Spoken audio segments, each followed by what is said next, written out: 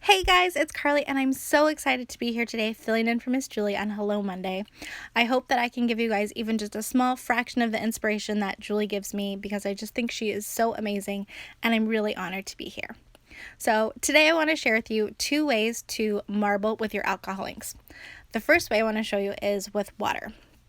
So I'm starting with a little pie tin that I actually keep in my craft room for just this technique. I have about a half an inch of cool water in that. And then to that, I'm just going to add some drops of alcohol inks. And I'll have the colors listed for you on the Hutson blog. Now, before we go to the next step, let me just say I think you should set up a drying station because we're going to dip paper into this water and then you can totally dry it with a heat gun, but the dipping is so fun that I think you'll be like me and you'll want to just keep going. So it's great to have a place in your craft room where you can take the wet panels and set them aside to dry and then just keep playing. Okay, so once you've got all the ink in there, you're just going to take a piece of uncoated cardstock. So this is Solar White, 100 pound, and you're just going to dip it in there. And isn't that gorgeous? It's actually really pretty on both sides. And then set that aside to dry in your drying station, guys.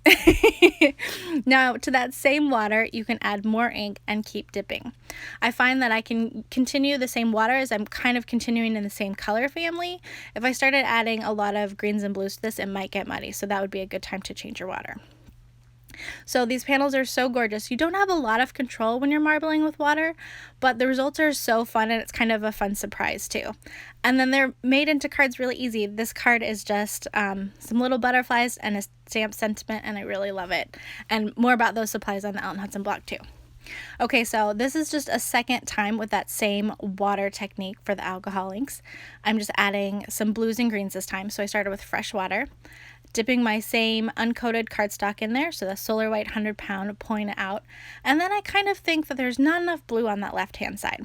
So you can add more color to a panel, but I do recommend heating it a little bit first so it's not completely wet. The ink on the second dip will take much better to a partially dry panel. So you can see I added more blue, I dipped it again, and then I've got this much stronger color.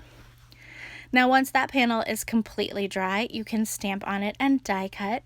This is my favorite Copic friendly ink from Averiel, and then I'm just coloring on top of it with Copics. So it's kind of a fun technique to layer the Copic markers over that alcohol ink background. Okay, so now the second way we are going to marble with alcohol inks is with cream. So I've got some shaving cream here. I'm using that same pie tin and I'm just adding some cream into that pie tin. Then I'm going to take my offset palette knife and kind of smooth it out a little bit so I have a better surface to work with. And then to that shaving cream, I'm going to add drops of alcohol ink. Now this is a great technique because if you don't have alcohol inks, this technique also works with re-inkers. So you can add re-inkers to the shaving cream and get a great marbled effect too. So once I've got my colors in there, I'm just going to use my palette knife to kind of swirl it around. And the great thing about marbling with the cream is you have a lot more control of what your design looks like. And you can create some of those really classic marbled looks.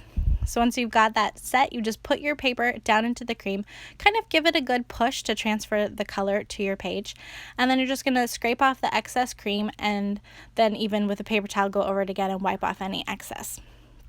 Now actually this first one didn't get a lot of color on it, so I'm going to go back to that same that same tin of cream and add more ink to it and then repeat the same thing, just scraping off the excess. I do recommend if you're going to marble with shaving cream, consider getting unscented shaving cream. I did not, and I have to say after an afternoon of smelling it, it was kind of giving me a little bit of a headache. These are almost instantly dry, so that's kind of a nice perk, and you can just get some really gorgeous, vibrant results. You can find more information about all the supplies that were used here on the Ellen Hutson blog. Thank you so much for watching. I really loved being here, and have a great day.